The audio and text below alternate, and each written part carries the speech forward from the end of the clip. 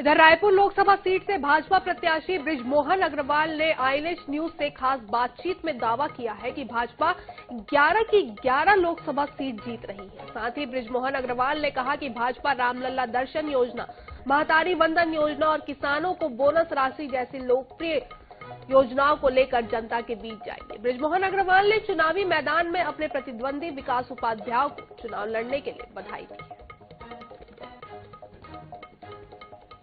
लोकसभा चुनाव की तारीखों का ऐलान हुआ है और उसके बाद हमारे साथ है रायपुर के प्रत्याशी, साथ ही बीजेपी के दिग्गज नेता बृजमोहन अग्रवाल जी, जो कि वर्तमान में मंत्री भी है। सीधे उनसे चर्चा करते हैं किन मुद्दों को लेकर वो विधानसभा के बाद अब लोकसभा चुनाव में मैदान में नजर आएंगे।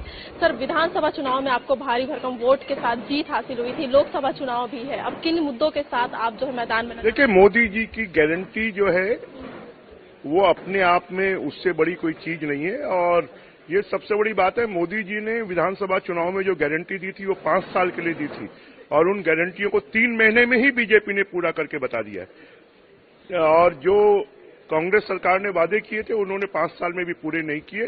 तो अपने आप में चाहे किसानों को किए गए वादे, चाहे महिलाओं को किए गए वादे, चाहे युवाओं को किए गए वादे, चाहे गरीब को किए गए वादे, सब वादों को हमने पूरा किया है और इसलिए छत्तीसगढ़ की जनता 11 की 11 सीटें जिताएगी और मोदी जी को फिर से प्रधानमंत्री बनाने में अपना योगदान देगी। केंद्र में तो राम मंदिर सीए तमाम मुद्दे हैं जिससे जो है केंद्र के चुनाव लड़े जाएंगे और कई सारी बातें आएंगी। तो आप छत्तीसगढ़ के किन मुद्दों को जिक्र करेंगे और किन विषयों की उपलब्धियां गिनाएंगे?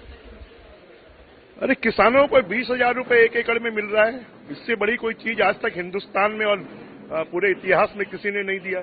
महिलाओं को 12,000 रुपए साल का मिल रहा है। कुल 2 साल का बोनस किसानों के खाते में चला गया। पीएससी की जांच शुरू हो गई। तेंदुपत्ते का 4500 से 5500 रुपए हो गया। यही तो मोदी जी की गारंटी है। रामलला दर्शन योजना शुरू हो गई।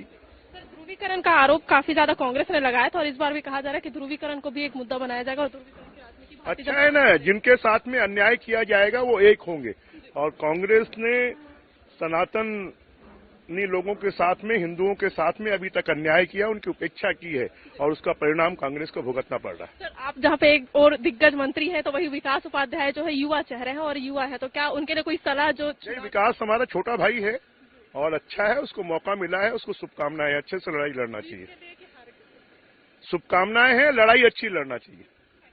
तो जैसे कि आपने खुद भी सुना बृजमोहन अग्रवाल का क्या कुछ कहना। आने वाले समय में लोकसभा चुनाव में विभिन्न मुद्दों को लेकर जो है छत्तीसगढ़ की जनता के बीच में वो जाने वाले हैं और राजधानी रायपुर का लोकसभा चुनाव जीतने का दावा उनके द्वारा किया जा रहा है। कैमरामैन मलकित के साथ दामिनी बंजारे, INS 24/7 रायपुर।